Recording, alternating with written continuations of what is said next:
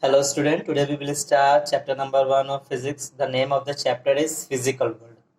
First of all, come to the term physics. What is physics? Actually, physics is the branch of science. I have mentioned the definition here also. Physics is the branch of science that deals with the study of the basic law of nature and their manifestation in various natural phenomena. Actually, it is concerned with the interaction of matter and energy. It deals with the various features of natural world such as space, time, matter, motion, energy, radiation, etc. Now come to the next important term, that is the unification.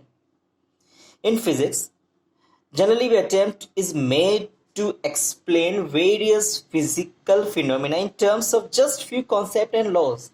We try to see the physical world as manifestation of some universal law.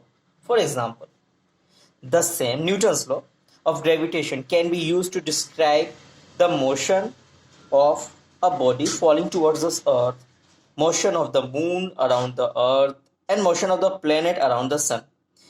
All attempts are being made to unify fundamental forces of nature in the pursuit of unification.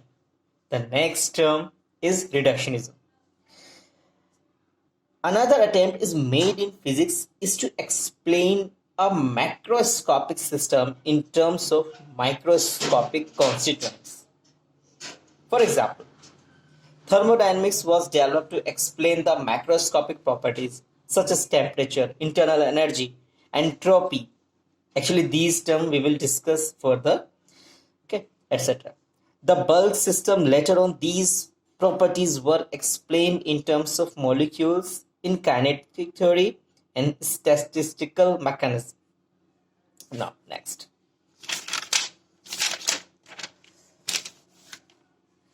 Fundamental forces in nature. Come to the fundamental forces. In the macroscopic world, we observe several kind of forces. For example, muscular forces, contact forces. Contact forces you have already studied in class 9th also. In support of the friction, forces exerted by the spring and string, viscous forces, electrical forces, magnetic forces, lots of forces are there. All these forces between the macroscopic objects arises from the two fundamental forces, and these are the two fundamental forces, that is gravitational force and electromagnetic force. In the microscopic world, now I am talking about the microscopic world. In the microscopic world, in addition to the above two forces, the two more basic forces are required to account for the various atomic and nuclear processes. These are the strong nuclear force and weak nuclear force. This is the strong and this is the weak nuclear force. Okay, and basically the ratio of the strength of four fundamental forces are given here. By this ratio, you can easily identify that the gravitational forces is weakest among all the fundamental forces, and nuclear forces, which is the strongest one, this is strong nuclear force, is the strongest among the all fundamental forces. Now we will discuss one by one each and every force. First of all, gravitational force. Now, it is the force of mutual attraction between the two bodies by the virtue of their masses. It is the universal force, no doubt, because we can't say that gravitational forces does not exist in another planet. It is totally wrong. Gravitational force will exist everywhere in our universe. Every body attracts every another body of the universe with this force. According to Newton's law of gravitation, F equal to G m1 m2 upon r square, where G is the universal gravitational constant. By the formula you can easily say that it obeys the inverse square law, and inverse square law has been discussed in your 9th class. Okay, now come to the continue. The gravitational force between the two bodies does not depend upon the presence of other bodies. Okay, it is the weakest force known in the nature, and it is the conservative force. Conservative force and non-conservative force we will discuss in our next chapters. Okay, no need to worry about this. Okay, now come to the examples of gravitational forces. Okay, all bodies fall because of the gravitational force of attraction exerted on them by the Earth. Gravitational force governs the motion of the moon and the artificial satellite around the Earth and the motion of the planets. Gravitational plays a key role in the formation of evolution of stars, galaxies, and galactic clusters. Now come to the electromagnetic force.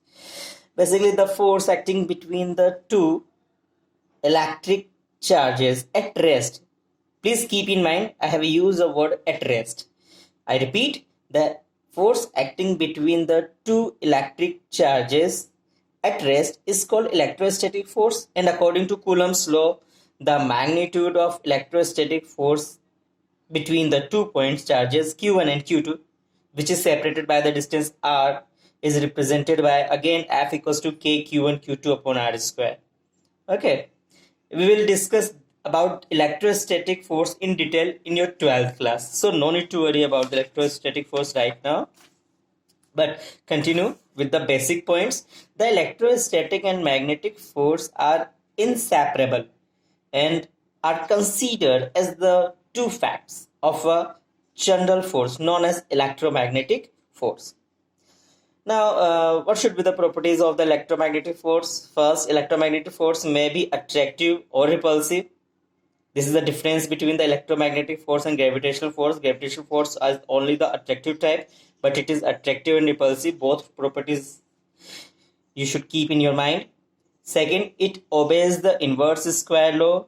It is again the conservative force, and it is 10 to the power 36 time. You can't imagine about the size. You can't imagine the figure 10 to the power 36 is a very big quantity. It is 10 to the power 36 times stronger than the gravitational force.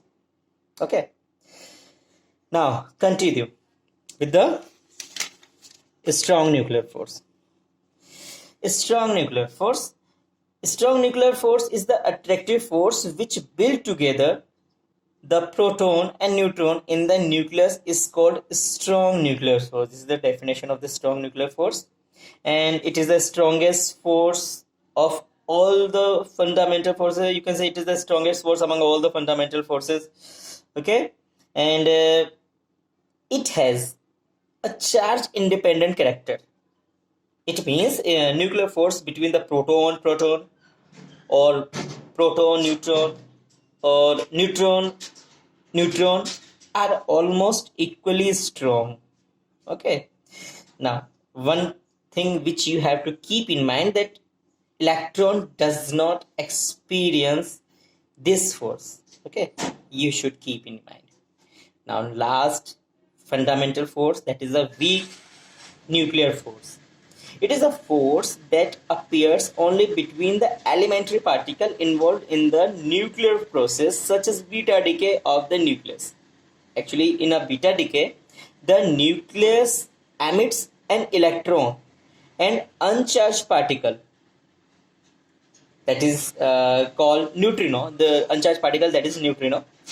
The electron and neutrino interact with each other through a weak nuclear force. The weak nuclear force is much stronger than the gravitational force, but it is much weaker than the strong nuclear and the electromagnetic force. So this chapter has been finished. Thank you, class.